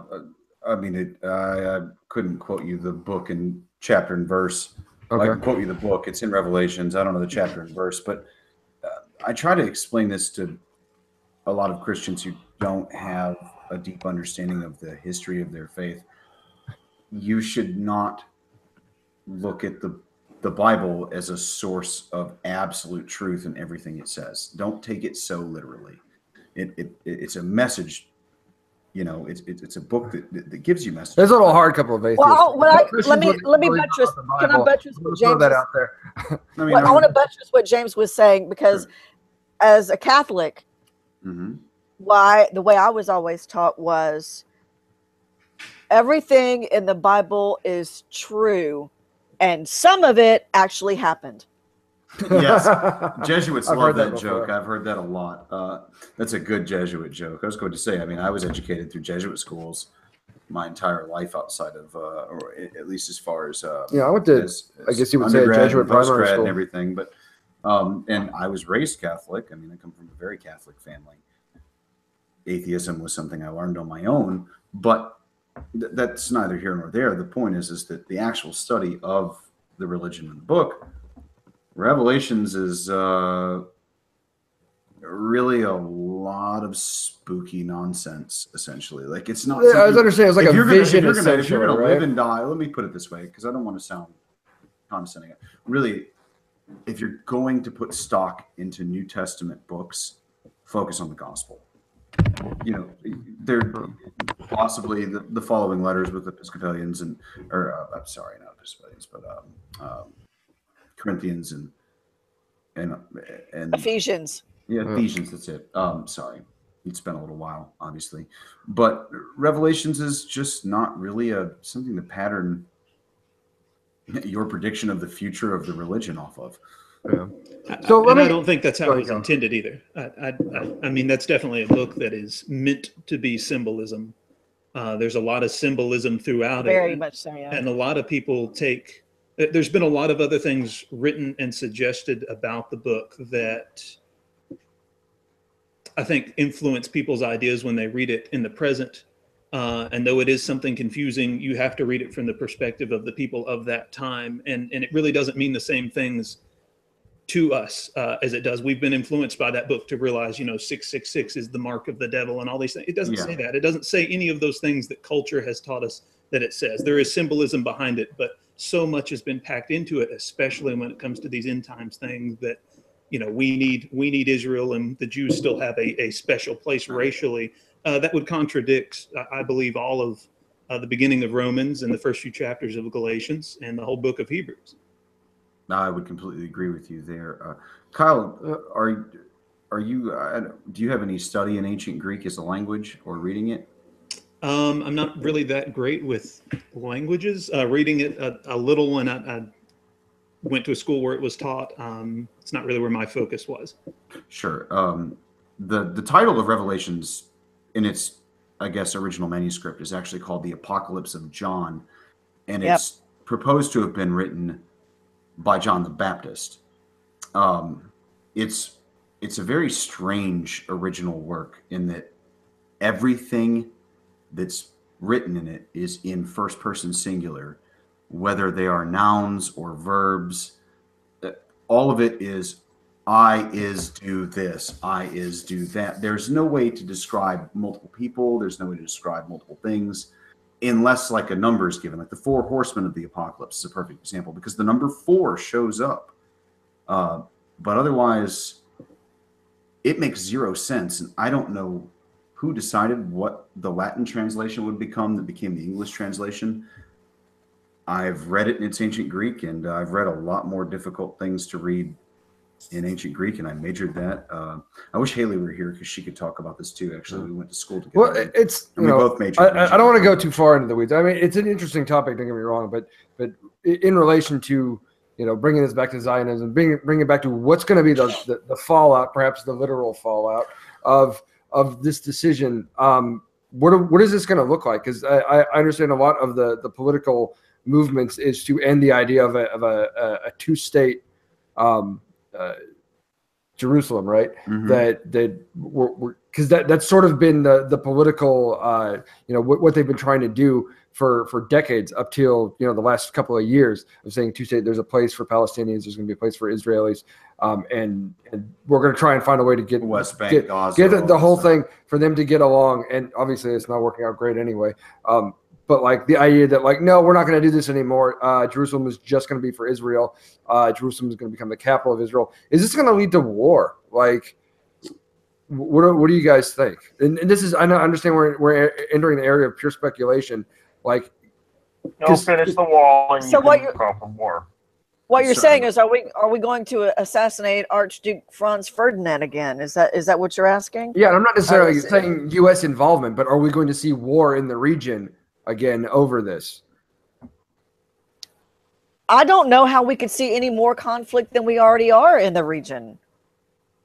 I kind of agree with that too. I was going to say that I mean you're getting about as much conflict as you're going to get with Hamas versus the IDF. I mean, you know, it's not really a fair fight. Most of your Palestinian resistance along the border are kids throwing rocks and getting shot to death with assault rifles. You know, I mean, it's not. I don't know what war we're contemplating here, but I think you will continue to see Hamas terrorist attacks in Israel. And yeah, that could be the more realistic outcome. I mean, that's what you see a rise in terrorism in the area, which has been down. I mean, yeah, so there is room for that to go up. But if we're talking a more global situation of war and influence from outside other Arab nations against Israel, I think they would have done it if they felt like they could have done it a long time ago. I don't think this will change anymore. Yeah. Oh, I agree. That's a fair point. Yeah. That's a fair point. But they can't because, hell, Israel has one of the best militaries in the world, hands down, objectively. I mean, not size-wise, but as far as training equipment. Yeah, they've got a strong military. And weaponry goes, yeah, they're one of the most efficient and deadly. And they have the support of the U.S., yeah. They're certainly more efficient and deadly than the United States military. They just don't have nearly the size or spread. Okay. So, I mean... Okay. But that's also... yeah, it's like, okay, sure. Or, I don't know how much there else is to say about it. Yeah, they got a strong military, obviously. But yeah, I think it will, you know, lead to a rise in terrorism. I think there's going to be more bloodshed. I guess maybe the better question is, was that necessary? Was this the only way it ever could have ended, you know? Really, I think the more pertinent question right now is, do we even see this being helpful in the least bit? Yeah, what does it gain? I'm not sure what we're supposed to be gaining by this, other than just saying, "Hey, Israel, we're taking more your side in this thing." Which I don't understand why we do that. I think we just kind of smacked Islamic nations in the face. Is all we really did. I don't see anything else happening there. Yeah, and maybe the end game is to foment more violence against the West on a part of Islamic nations and Islamist like Wahhabi type movements. We see a rise in terrorism maybe here in the U.S. because of the result of that, and then we get our Muslim ban. You know, maybe that's the end game. I don't know. But again, this is just conjecture on my part. It seems just like a flippant decision. We've got 70 years of policy behind this, of trying to maintain this tenuous balance, and Trump just kind of wades in and just bull in a china shop kind of thing. And I don't think he really has any good understanding of what he did. And to me, the idea that he's just sort of blustered his way through this and people are going to die now, it's abhorrent to me. That's why we need to get rid of him. Well, I'll give him credit in that it seems like in the last few decades, every president has campaigned on doing it, and he did it. I don't agree with him doing it, but he has at least upheld his word in that way. I suppose, yeah, it's consistent. And there's an interesting thing, too. I think Congress actually passed some kind of law or resolution back in like the 90s saying that we were going to do that. Yeah, in 95. And basically every president, from that point forward says, oh, okay, but I'm issue some order or executive order, something like that, basically saying, well, we're not going to do this right now. Basically stalling it, on and on and on. And I guess Trump was just like, never mind, let's go ahead and do it kind of thing. Like, yeah. So I don't know. Yeah, they each campaign that they would, and I mean, I think he's intended to do it from the beginning. And I think part of that is, I think that gets his base behind him. I think that's, I don't even want to necessarily say a pride thing, but he, likes to swell up his base, and he needs reasons to continually do that, and I think that might be part of it. I just think that is, for a lot of that base, of which I agree with on a lot of things, I think they're their logic is misplaced on this issue. I think a lot of people are just ignorant of the reality of what's going on over there. I think people tend to think that we are much more like the Jews than the Arabs over there. Christians, we're much more religiously like the Jews than we are the Muslims, which I don't really find that to be the case, especially from the time I spent over there. I didn't find that we were more similar with Jews, had more in relation with Jews than we did the Muslims. And I think people just kind of see like, well, the Jews are on, they're just on our team as Christians, as apart from the Muslims. And I'm thinking, no, I can definitely see a situation in which both parties can be wrong in the way they've handled things in the past. I don't have to pick a side between the two, and I don't understand why we have to put our foot in it, other than our assistance in creating that nation, why we have to put our foot in it and make this kind of statement, even though it won't be doing much of anything. It's just the statement in and of itself. I mean, I completely agree with you, and I think we should generally cast our support to Israel like it's an overall blanketing, I guess, policy. But otherwise, I think Israel has proven they can damn well take care of themselves. Well, a lot of that is because of our backing. It is. No, it is. But a lot of them taking care of themselves are explicitly against our wishes and our recommendations to them. Oh, true. And I'm just saying, Israel makes their own decisions and does their own damn thing. I mean, personally, I think it's time to let them do their own thing. If things get dire for them or something, like things are becoming way too tense, yes, we should back them. We created the nation. Like we would anyone else. Exactly. I mean, we're involved in their country. They're an ally of ours. We come to their rescue. But I think it's time to give them the reins and for us to stop playing, the big muscular dad behind the fence that shakes his finger at the kids bullying the other kid. Yeah, I mean, we've sort of taken that role, but again, that's the political motivation behind, the Zionism. I don't know where I want to go with this. It's like, I don't know. I got nothing. I got nothing else really. Fair enough. So on that note, I suppose unless anybody else has anything to add. Here's the one other thing that I was going to say, and I wanted to sort of reflect the point that you had made, Kyle, that about how different Christians, Muslims, and Jews really are with regards to your experience being over there. I think it's one of the great, and this is me just soapboxing for a second, one of the great sort of ugly historical revisionisms that Christians and Jews have been walking arm in arm through history, like they've been the best friends ever. And we've always been united against the evil Muslims coming in, trying to make us live under Sharia law. Like, that's not really the case at all. And I think it gets painted that way a lot in modern American politics. Like, Christians are pretty awful to Jews. There's actually a period of history where Jews and Muslims got along generally much better than Jews and Christians did. And that's one of the things it depends on the region. Yeah, I'm not saying as a blanket statement in all times, but I'm saying that there were periods in history where that was certainly the case because Jews were heavily persecuted. I was to say Western Christians and Western Jews have always kind of come together to repel Muslims in general coming from the East. But in terms of invasion, I'm talking about just I would say there's plenty of non-wartime interactions. There's plenty of interactions that goes on throughout Europe and into Asia that have seen. But you see it now when people talk about Judeo-Christian values. I just every time I hear that, I think it's nonsense.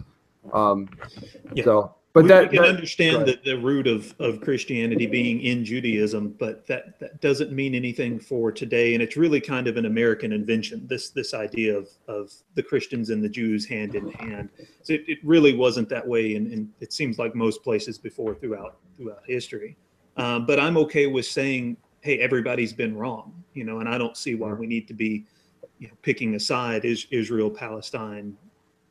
Can't they, as you were saying, work out their own thing at this point? Yeah. Dare I say it? That's very Christian of you.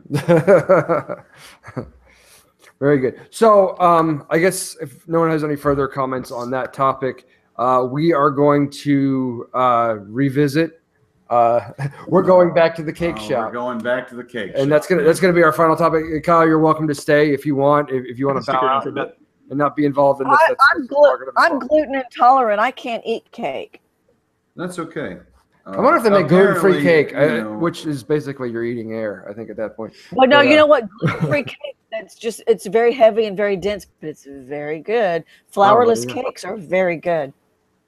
I've heard vegan cakes are great too, but but I'm not vegan, so give me all the fats and lards. I wouldn't know. But so anyway, this is something I kind of wanted to touch on. Eric, who was with it, he's muted right now, but he was with us last week, and we talked a bit about this, and we were just going to revisit it because you kind of had a different bent you wanted to take about it. Well, I did. Moreover, just on the general scope of things, I kind of skimmed through what you guys were talking about. I got kind of an understanding, even though I wasn't there for it, and I think you guys are kind of missing the mark. But there are two major issues in play. And he just called me a sinner.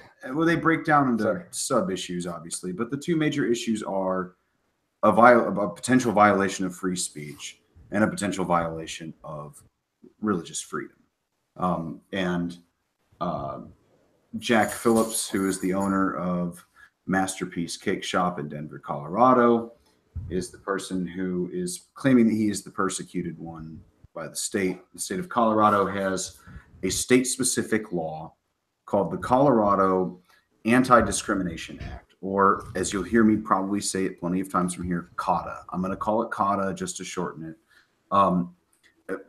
This is similar to Title VII or something along those lines, anti-discrimination laws we have on a federal level, except in Colorado at the time and still to this day, there is a segment of that law that prohibits discrimination based on sexual orientation. No, this is a Colorado-specific law. It is. That's a state-level law. And the law that will be in question under review by the Supreme Court of the United States will be the Colorado law.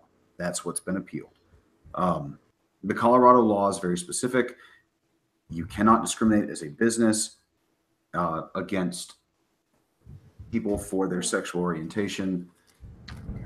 You know what that basically means, I guess, in the quickest and easiest way to describe it, is you can't deny a service to someone that you hold out to the public, or what we would call a public accommodation, to somebody based on their sexual orientation. Now, in this matter, I guess I think it was 2008, maybe. It's been a while now, but this gay couple came into this shop owner's shop, and they wanted to commission him to make them a wedding cake.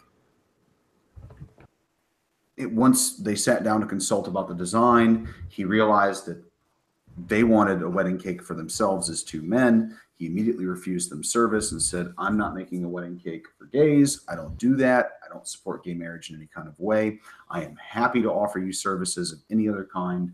I'll make you birthday cakes, or, anniversary cakes, or retirement cakes, or whatever the hell else you can think of. But I'm not making you a wedding cake because you're gay." That's essentially what he said. Yeah. And I think the very basic view of it, and here I wrote it down, if you go into the business to sell wedding cakes, if you're a business of public accommodation, you don't get to decide who you can sell them to. No, the state does. They pass the laws to decide who you can discriminate against and who you can't. Right. Yes. And I'm saying, that's what that law is about. It's saying that if you are a business in that situation, you don't get to decide who you can sell to. Specifically, you cannot discriminate based on these protected classes. Yes. And one of them is sexual orientation. Yes. Now, COTA also cuts out a very broad individual exception to any of the anti-discrimination laws or classes based on religious preference. And I could quote you the language, but it is extremely broad. And here's a question for me. Apparently, there's some exception based on this religious exception to this law.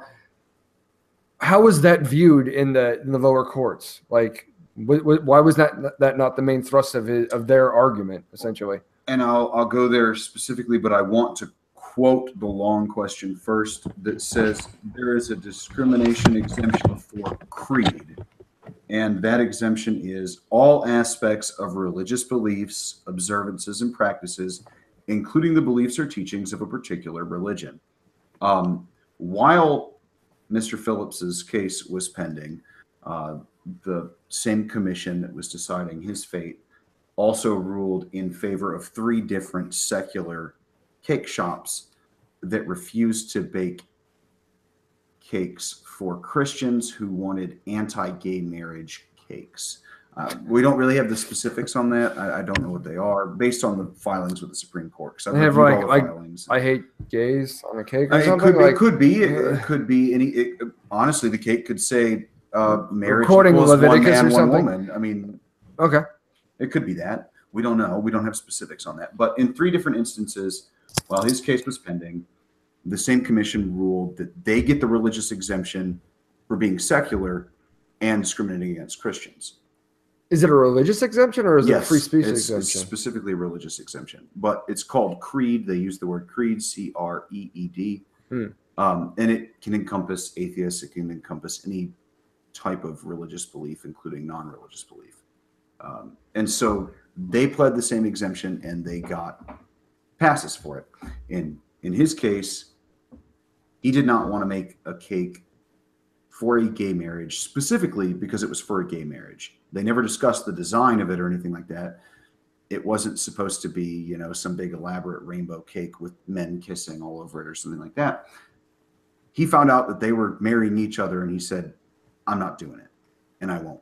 Right. So it wasn't about the cake itself or what the cake was going to look like. It was about not serving them because they were gay and getting married. According to him, at least in his, not serving them a wedding cake because they were gay and getting married. Well, in his briefs, what he says is it's about him not wanting to participate in any kind of way in a gay marriage. Okay. He feels. But that what do you guys think? But he said he would bake a cake for any other event. Yeah. But not that one. So I don't see that as true discrimination. I think that he's standing on a religious exemption. But he would say, hey, come back to me for your birthday. I'll bake you all the cakes you want for your birthday. He basically said, you just can't have a gay wedding cake because I don't want anything I create to be involved. And, you know, now that his briefs and whatnot have been fluffed up and he's had time to prepare a defense or an attack, he has also argued that wedding cakes are the pinnacle of weddings. They're the centerpiece of all weddings, and that they basically decide that a wedding has happened or not. Essentially, is that. Well, see, I'm from Pittsburgh, though, right? And in Pittsburgh, it's all about the cookies, right? So, I mean, that's maybe his. Well, we're not gonna bake you any gay cookies either, David. But that is what he said. He said he would not bake anything involved in a gay wedding. No cupcakes, no nothing. Interesting. Not doing it violate. And in all fairness, according to his brief as well, he has refused service to bake cakes for Halloween. He won't bake Halloween cakes because he thinks it's pagan. He will not bake anything with alcohol in it because he does not want to do that. He will not bake racist messages or anything like that in the cakes. He won't bake anything that's anti-family. He won't bake anything that's anti-America. And he thinks that all is encompassed in his conservative, fundamentalist Christian belief. Okay. And to me, the reason why he won't do that is immaterial to me. The point of the fact is that he doesn't normally make Halloween cakes. He doesn't normally make racist cakes. He doesn't normally make, you know, anti-LGBT cakes or whatever else that he said, any other category of item that he's choosing not to provide on the basis that's compelling speech on his part, right? Mm-hmm. And that's not something he supports. It's a message that's offensive to him. He's not going to do it. This is why you can't walk into a bakery and, you know, on the same idea of the law and demand someone, you know, a Jewish baker bake a Nazi cake, right? Because they don't make Nazi cakes, you know. But if you did make Nazi cakes, if I was in the business of selling Nazi cakes, I couldn't decide, well, I'm not going to sell my Nazi cake to you because you're a Jew and I don't like Jews. That goes against my religious beliefs, my deeply held convictions, whatever. Like, if you're in the business of making Nazi cakes, if that's what you do, you're not being asked to do anything different than you normally do. You're simply refusing to serve that person because of who they are. But David, here's where your example falls short. Here's where your example doesn't exactly, you know, match up. The fact of the matter is, this baker was saying, I will bake you a cake any other day of the week, but just not for your wedding day. Now, if it were the example you just used about the Nazi baker, and I'm not going to bake you a cake because you're Jewish, that person doesn't stop being Jewish on any other day of the week. They're Jewish their life. They're always that way. The gay person is also gay their whole life, but it's on this one occasion that this baker said, I'll bake you a cake for your any other event, but just not this one particular event. So there's a difference. Let me touch on both of those, but quickly. Right. On David's end, what he was arguing is actually the rationale, for the most part, of the lower courts. They said you refuse to bake the cake because it would be used in a gay wedding. This is not a matter of free speech because you never discussed the design that'd be involved in the cake. These people may have wanted a plain white cake, and you said, I'm not giving you a cake, no matter what it looks like, because it's going to be in a gay wedding, which, you know, if we're going to use simple logic, means I'm not selling you a cake because you're gay. I'm not selling you a wedding cake. I'm not selling you a wedding cake because you're gay. Okay. Okay. And that's kind of the rationale behind by the lower court's rulings, and I think that's where you were kind of going. And I mean, the other question, I mean, the hypothetical that you could pose to Phyllis maybe is, well, okay, let's say we're a gay couple. Would you sell us a wedding cake if we weren't going to use it in a wedding? If I wanted to go home and sit on the cake, like if that was what I was into, like would he still not sell it? I mean, that's sort of the question. Like if he doesn't want to sell wedding cakes to gay couples, you know, there has to be a distinction there, I think, you know, because to me, if that's what you're selling, right, if you make widgets and you have a problem selling a widget to a person because of who they are. No, I'm not a cake baker extraordinaire or anything, but generally my understanding is that you bake the cake around the event. Like it's ready to roll for wedding day. Sure. Okay. And like you deliver it, you this will set be for it the up, reception, right? You know, like it is a piece of art. You set it up because he makes apparently elaborate cakes. Well, it's interesting you said it was a piece of art because it is what the Colorado Court of Appeals decided that despite the artistic nature, cake making is expected conduct of the business rather than an expression of free speech or free exercise of religion. So while they're saying that, yes, it's artistic, that this isn't really like a personal expression of Phillips, and that really, and ergo not an endorsement of the wedding. And that brings us hard to point number one. Is an elaborate or specifically designed cake or something like that a work of art? Is it an expression of speech? Because the Supreme Court of the United States. They're saying it's artistic. Is it artistic enough to be the Court of Appeals, expressive speech? The Court of Appeals considered it artistic in nature, but not expressive. But not basically free speech. And what I'm saying is the Supreme Court of the United States precedent has held for a long time that all kinds of acts are expressive speech. Standing on an American flag is expressive speech. Burning it is expressive speech. Writing a song or performing a song that has no words to it is expressive speech. But what if it was your job to stand on a flag or burn flags all day long? Would that still be considered expressive speech on your part? No, and now, unfortunately, if you're going to use the speech analysis, it has nothing to do with employment. It's going to be specifically. Oh, if you're in the business of doing that, that's what I'm. The question is going to first. Are you getting that? Yeah, the question is going to first focus on: is this expressive speech or not? Is it protected speech? And like I said, the Supreme Court of the United States has held that performing a song on guitar that has no words to it is expressive speech. It's just music. It has no words, no lyrics, no nothing. It's just notes. Can I ask a question? Sure. Mm-hmm.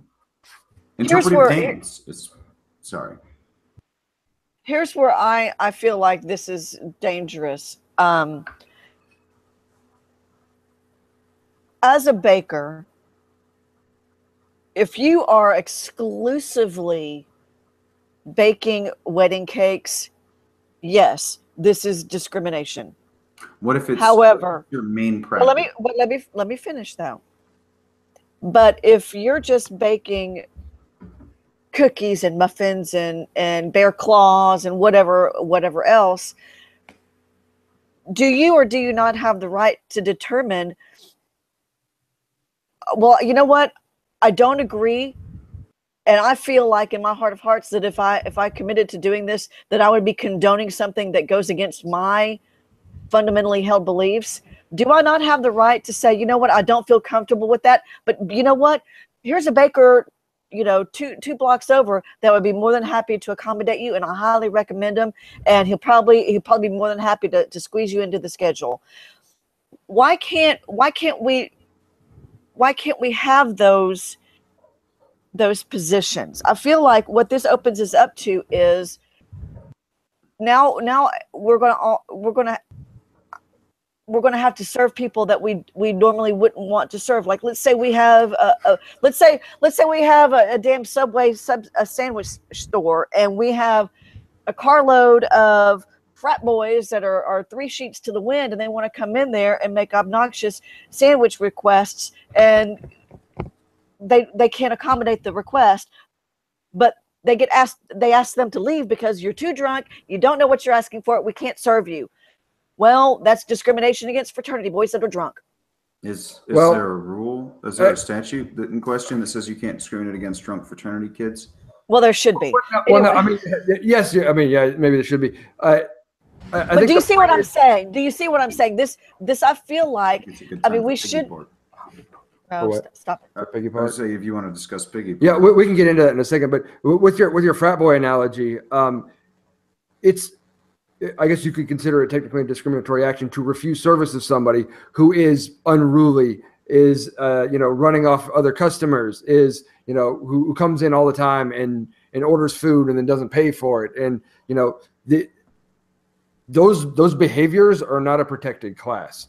Well, and I agree. Okay, so that was a bad analogy, David. But my point is, I feel like with people that have, and I'm not saying I'm one of them or I am, or that I'm not, but I feel like if you've got someone that has those strongly held fundamental beliefs that feels like, well, if I bake this cake, that means that I am condoning these actions because I am in some form or fashion, some way contributing or agreeing to this union, and my action of baking this cake and delivering it to this wedding means that I condone what's going on here.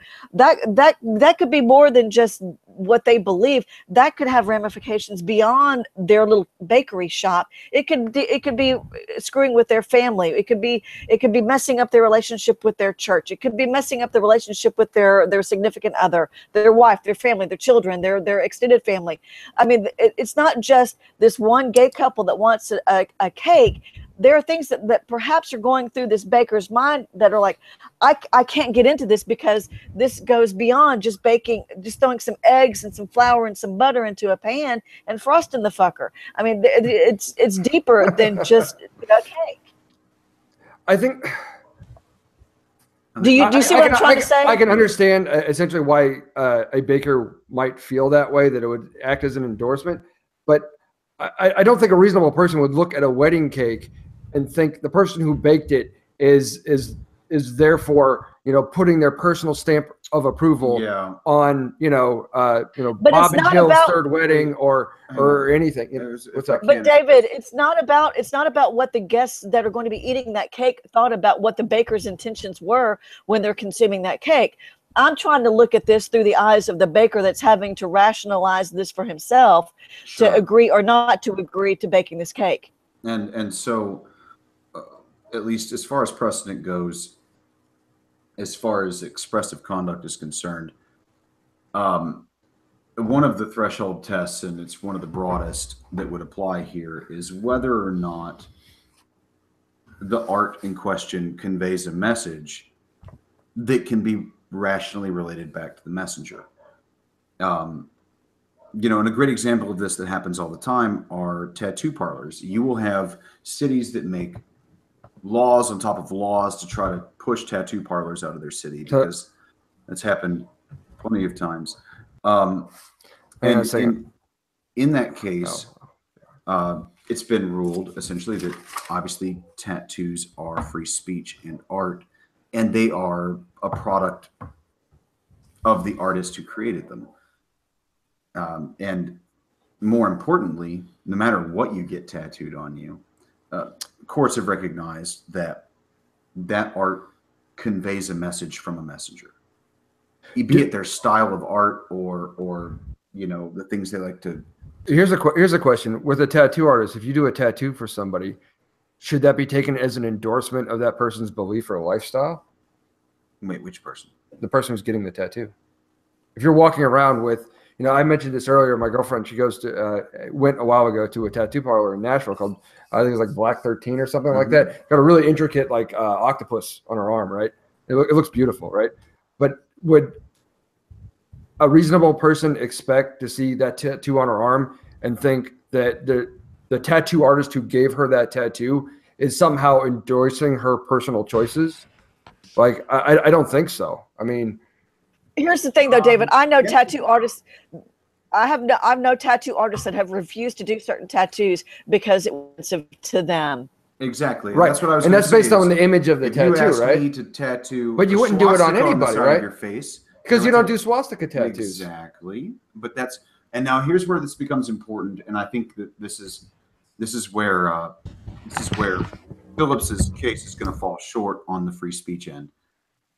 They never got to discussing what the design of the cake would be, and that's what the issue is going to become. Really, as far as free speech on an expressive end goes, you can refuse to do something that requires you to create art or to create a message of some type that you don't believe in, that be it religious or not. It could be a political message. You can't make me write "I love Donald Trump" as a state actor. Can't make me do it. I hate the man. I ain't going to do it. You cannot make me do it. And if you do so by punishing me, you're violating. And again, the First distinction Amendment is compelled speech. it's not that you're saying you would do this for everybody, except No, you I know, know. except a protected class of people. and- Like you would write that for anybody except for black people. Well, right? and that's the point is that Mr. Phillips's argument is that the state is trying to compel speech from him, but they're not. What they're doing is saying that what he committed was conduct, not speech. When your matter of conduct is to say, I don't give or sell or create wedding cakes of any type to gays, that's conduct. You haven't actually triggered speech as a form of expression. Had they come in there and said, hey, we want a wedding cake. Okay, so what do you want? And they say, well, you know, we want it to be rainbow colored, and I want you to depict the two of us kissing as we exchange vows or something on there. Now you've asked for a design that offends him. Now you've asked for an expression of art or a message that he does not condone, and the state can't force him to create. But if they came in there and said, we just want a white wedding cake, well, state law says you can't discriminate on the basis of sexual orientation, and unless you can show me how a plain white wedding cake sold to homosexuals is, or not sold to homosexuals, is somehow not discriminatory based on their homosexuality, I'm missing the point here. I guess the thing that frustrates me to wrap up my philosophy and all of this, the thing that frustrates me about all of this is, number one, I think society is way too litigious than it needs to be. And number two, you know what? Why do we even need to bother with suing all of these bakers and other service providers? This is why I'm for the free market. This is why I'm libertarian. Okay, you got a baker that doesn't want to bake a cake. Let's let the community at large decide how they want to handle this businessman. Do they want to put him out of business by not giving him their business? Then go ahead and do that. But why do we have to always involve the courts? I'm sick and tired of and half the time I wonder, are people being sought out just to make an issue out of this? I mean, this can't be the only baker in Colorado.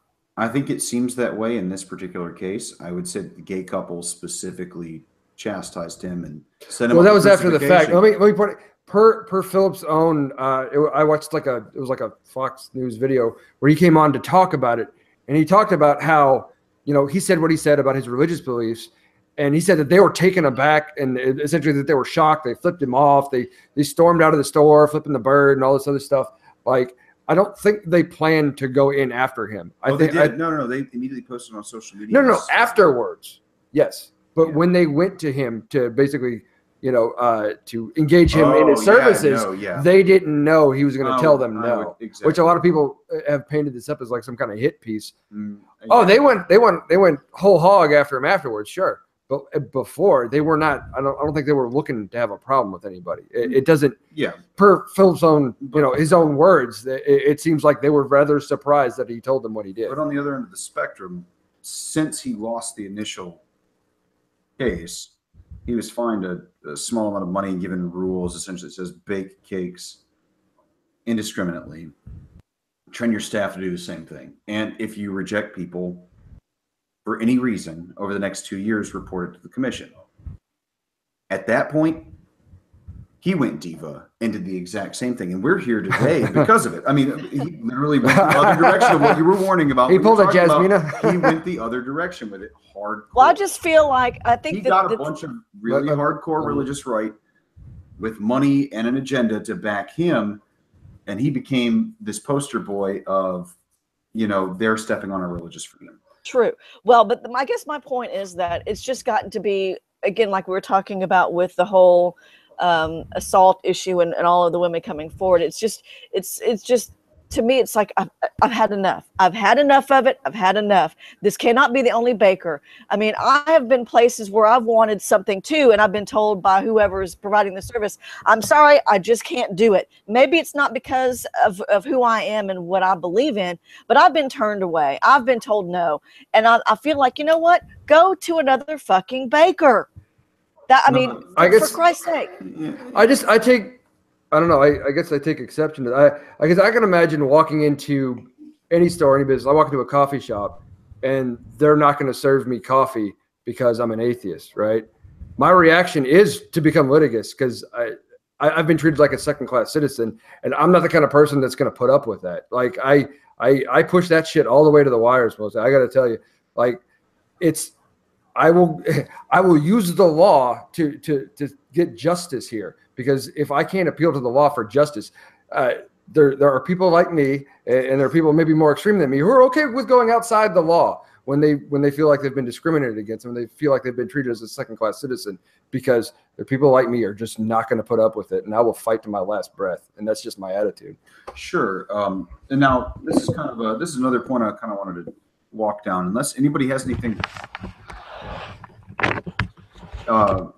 really. What I kind of wanted to go down specifically was, as I said before, I don't think this is going to trigger a free speech analysis, because I don't find there was ever a question of expressive speech.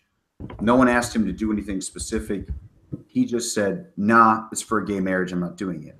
Really, the animus behind that is you're gay. Okay, it's a violation of the anti-discrimination law. However, that same law carves out a very broad religious exemption and says, for any reason whatsoever, for a religious practice, if you don't want to do, you know, if you're going to discriminate against someone, you can do so. And you get individual review. Now, the issue with that is that under, jurisprudence from the Supreme Court of the United States, we have defanged the First Amendment religious exemption pretty hardcore in the last 40 or 50 years, starting with Smith v. Unemployment, which was a case of Native Americans in Oregon, I believe, who worked for the state for like some construction, road work thing or whatever, who took peyote or mescaline as part of religious ceremony, as coming of age, coming of manhood type of thing. And they subsequently failed a drug test for their state employment. They were fired for it. They filed for unemployment, and they were denied it because they failed the drug test. They claimed religious exemption, and the Supreme Court weighed in. And normally, until that point, they used what was called strict scrutiny, which is the highest level of constitutional review. It's almost impossible for the state to pass it. But when the Supreme Court decided Smith v. Unemployment, they said, no, the law that bars you from being able to fail drug tests or whatever, if you fail a drug test, you're fired, has no religious exemption to it. It is applied across the board to everybody. We don't give preferential treatment to anyone. There is no chance to appeal based on it. It's a zero tolerance policy. You failed the drug test, therefore you lost. Therefore you lost the job. And the Supreme Court agreed. Well, that was what, for unemployment benefits or something? Well, no, it was initially for the job they lost. Oh, okay, but their appeal was for unemployment benefits. Gotcha. But either way, they were denied the unemployment benefits because they failed the drug screen, and that's how they lost the job. It wasn't because they were fired for some arbitrary reason or something like that. They were fired because they failed a drug test that was a condition of employment. They knew it was a condition of employment, and there was no religious exemption. So when the Supreme Court decided they were going to lower religious freedom tests to intermediate scrutiny from strict scrutiny, they still left one exemption there for strict scrutiny. And they said, if a law or statute or policy has an individual exception based on religious hardship or religious freedom, meaning you get a case-by-case appeal, strict scrutiny has to apply. Further on down the line, we run into a case with Santeria in that little town in Florida. I can't pronounce it. City of Hialeah. Yeah. Hialeah. It's the Church of Lukumi Babalu versus the city of Hialeah. It involved a Santeria church Where they like sacrifice chickens or something? They sacrifice cats and chickens. Oh, Yeah. cats and chickens. And, Okay. and local ordinances forbade it because they didn't like the idea. And when it came down to actually doing the discovery and talking to people and people giving sworn testimony, it was basically like, this shit ain't Christian. We don't like it. And they're usually not this overt, by the way, and that's why I think they tried to revise it. Sure, but the ordinance itself did still contain religious exemptions on an individual basis, case-by-case basis. It was worded broadly, but it was a very poor job to cover up. We're okay with Christian practices, just things we don't, things that we agree with, because technically Santeria is a Christian practice. I mean, it is a Christian, and we're not going to have that for our. but anyway, but all I'm saying is it's Christ-based. It's just, anyway, and so the Supreme Court again ruled that intermediate scrutiny applies, but in situations like this where there is an individual exception offered. So why did that? Why did this strict scrutiny case-by-case basis? Why didn't that give Phillips the ruling he wanted?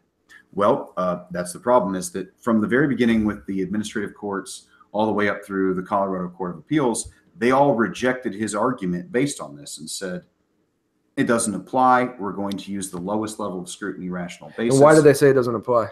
They said it does not apply because no. It would be my argument based on the understanding is that in these other individual cases, these are people being essentially contracted to engage in, creating art or engaging in some kind of speech that not just goes against their beliefs, but it's not part of the normal practice of their business. It's like, again, it's like, commissioning a baker to make a Nazi cake. Yes. You don't normally bake Nazi cakes. You're being asked to bake Nazi cakes. They get to tell you no. So that's why those cases are different. The administrative court and the appellate courts and the administrative system all said the same thing. Essentially, was that we don't recognize your religious exemption because it's not expressive in any kind of way. You gave a blanket discrimination moment where you said, no, gay marriage, I'm not participating. But that is contrary to the system as we have it. And I think that's probably why the Supreme Court took the case, is to clarify that one note. Under Supreme Court precedent, strict scrutiny should apply. And his argument here is viable. I mean, coming right out of his brief, I have to agree entirely with him, is regardless of how respondents, meaning the gay couple in the state of Colorado, characterized Phillips's religious objection, this court's controlling precedent holds that because a system of individualized exemptions exists, Colorado cannot deny an exemption to Phillips without first hurdling strict scrutiny. That is true. This is the entire holding all the way from when we changed it and made strict scrutiny a very specialized and small area. The one thing we've recognized is that if there are individualized exceptions or exemptions from anti-discrimination rules or any kind of law that controls or affects religious belief, it has to pass strict scrutiny. And the courts, all the way up from the administrative court to the Commission on Civil Rights to the Colorado State Appellate Court, they all said, nah, we ain't buying it. We're going to use rational basis, and ignored Supreme Court precedent. I feel like the major catch-all here is if Phillips is going to win, it's going to be on religious freedom, and it's going to be the fact that strict scrutiny should have applied. So you're saying, again, I think, because we talked about this before you went on, that you think that they'll rule that strict scrutiny should apply, and then it'll get kicked back to the lower courts to go through that decision again. And it could, and that's a really interesting question, because I'm not really used to this, but we don't have the standard of review defined by the briefs of the petitioner and respondent. In lower appellate courts, at least the ones I've practiced in state appellate courts and federal appellate courts, not the Supreme Court of the United States. But below that, we almost always include some area in there saying this is the standard review that applies based on case law. That's not here. So it's really a question And I of just what don't- standard of review is the Supreme Court going to apply? Is it going to be completely de novo, where they just decided on their own to decide questions of fact and questions of law, basically by reviewing the record and ignoring what the lower courts did? Or are they going to take lower court rulings into consideration and look for an abuse of discretion? I don't know. I guess if it comes back to where they do a strict scrutiny, I still don't see how that necessarily helps this case, because the fact pattern is not the same as these other individual basis standard, cases. Generally speaking, the standard for strict And by scrutiny- fact pattern, again, I was talking about it for the English version of this is, we're talking about someone's being asked to do something they don't normally do that is, in some way or form offensive to their sensibilities, versus Phil's being asked to do the exact same kind of thing that he always does, just for somebody he doesn't want to do it for. Hey guys. Yeah, what's Guys, up? I think I'm probably gonna leave. I'm got some stuff to do. So. Oh, okay. Okay. Well, thank you for coming on, Johanna. Yeah. Hope you And do it again. have fun. Me and Kyle, we can talk about or Eric rather can talk about the possibility of talking about the idealism stuff and the Yeah, we can have you guys The come physics. on. Yeah, we'll That'd be talk great. about that as a podcast Another- episode. I think that'll be an interesting excellent, talk. excellent. Yeah. Cool. Nice to meet you, Johanna. You too. And you guys have a channel? Yeah, we're Fermenting Opinions on YouTube. We have the Facebook page and a Facebook group for discussion if you're so inclined. We also have just a website, www.fermentingopinions.com. You can find us in all of those places. And also we're on iTunes and Beyond Pod for the actual podcast episodes. So if we cut an episode, it's going to be audio only, and you'll be able to see that. You'll be able to listen to that rather on iTunes. You can just look us up. And that's my shameless plug. Sure. I get to do that. It's my show. But Gotcha. so Yana, you take care, and we'll be in touch. Okay. Pleasure to have you, brother. Bye. All right. See ya. All right. Take it easy. So I guess what was I saying? That again, I don't think the fact pattern is going to help him for the same reason. And this is where I'm going to bring it up, because I know we're running long here. Yeah. People are probably getting tired. I wanted to briefly break up the case of, what is it, Piggy Park versus or it's Newman versus Piggy Park. Is a 1968 case. This guy who owned, it was a chain of barbecue restaurants, and again, this is 1968. Owned by a guy named Maurice Bessinger, refused to serve black people at his stores, right? And he claimed a religious exemption to the Civil Rights Act of 1964. He quoted basically Act 1726, basically saying, that races shouldn't intermingle. So he would serve black people if they came to the window and didn't go in and eat. But if they wanted to come in his establishment and order food, order barbecue, he would tell them no. And again, this guy Newman, he sued and he won because they went to the Supreme Court and they ruled, I think, unanimously in favor of the plaintiff, and basically saying that no, your religious beliefs do not exempt you from the Civil Rights Act of 1964. You can't do it. Even if that's your deeply and sincerely held religious belief, it doesn't matter if you have that much of a problem by your religion. And this is essentially the main argument here. If your religion is such that you are so offended to serve certain kinds of people with the kind of thing that you're normally serving everybody else, you're probably in the wrong business, bro. And I haven't had a chance to research this case, but we were talking about this earlier. Yeah. In discrimination cases, racial discrimination was one of the first to trigger strict scrutiny. So it was probably used there. What I wanted to talk about with strict scrutiny specifically is the standard the court applies.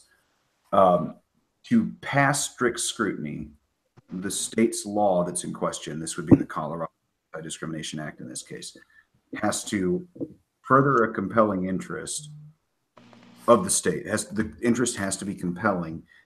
And on top of this, in furthering the compelling interest, the law has to be narrowly tailored to specifically address that interest alone. So it can't burden anybody else outside of it. It's got to address one compelling point, and it has to be specifically tailored to fit that one point. Great examples of this, again, are racial discrimination.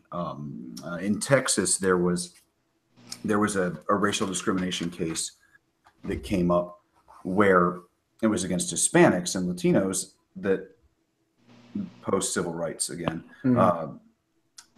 After we got rid of segregation and segregated bathrooms and things like this, Texas's answer was to keep a segregated bathroom, but to have signs in English everywhere pointing towards, in English pointing towards the white bathrooms, and then to have a sign in Spanish that said "hombres aquí," that sent them to the shithole.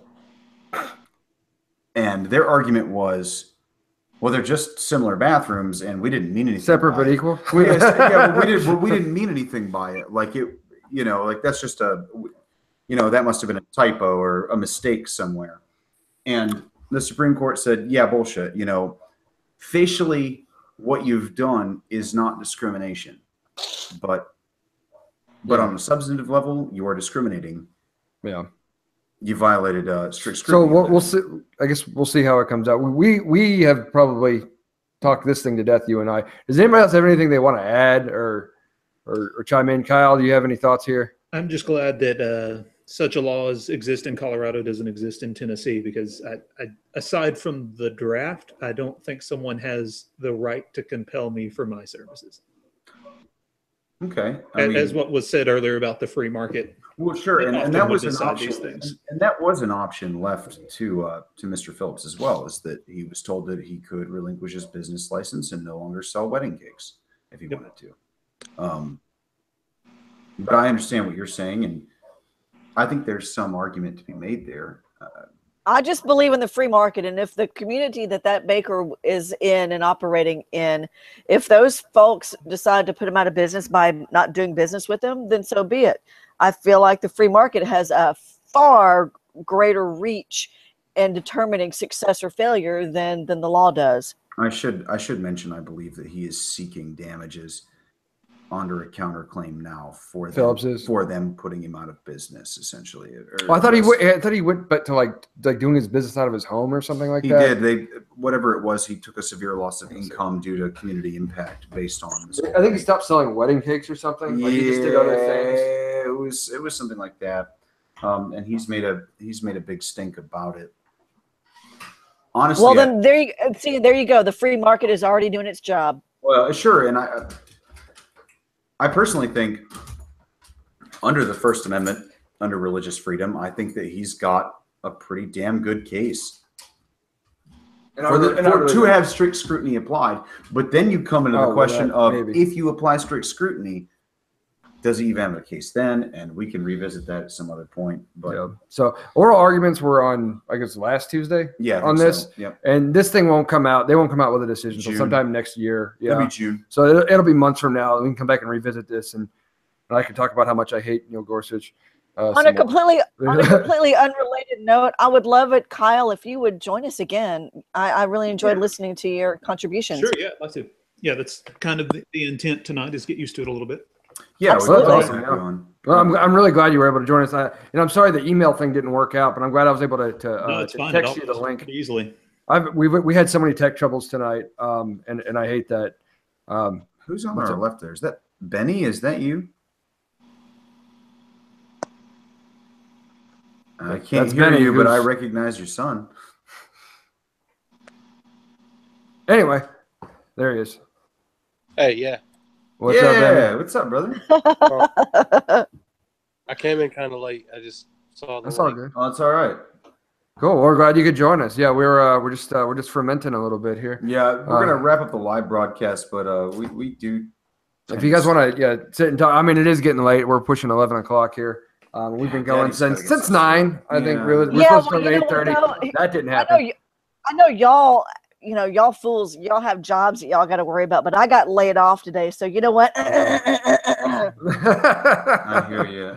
I need to. Yeah, I've got plenty of money. Well, I don't want to bring up Roy Moore again, but I was listening earlier about having to choose terrible candidates, and I just had a question for you. If you had to choose between candidates, and both of which were a weevil, one that was quite large and one very, very small, which weevil do you vote for? Do I The weevil have to that choose does a the weevil? least damage to the cotton patch. Well, that's Okay. exactly right. There you can go. always choose the lesser of two weevils. Oh, I love it. Thank I you. was trying Thank to you. spare us the pun. I was going to say, No, do I have you know, to I choose love a weevil? terrible Can I puns. just walk away? I'm starting to develop a just an adoration of just terrible like dad jokes and They're puns great. and stuff like that. I don't know. It's my old age. I've got to get super corny with it. So I think I'm the oldest. I think I'm the oldest one in the group here, David. So don't even go there with the old age. All right. So what we need to do though, before we can continue the discussion if we yeah, wrap but we should live, go but ahead and we need wrap to it for now. yeah. But I already plugged this where you can find us. Guys, please subscribe to our YouTube channel. Check us out, fermentingopinions.com. Check us out on Facebook, group and page. Check us out on iTunes or Beyond Pod. We are Fermenting Opinions. I am David Papiden. I'm James McVeigh. And thank you all for joining us. And we're going to continue to chat for a little bit. You guys have a good night. Thanks, guys.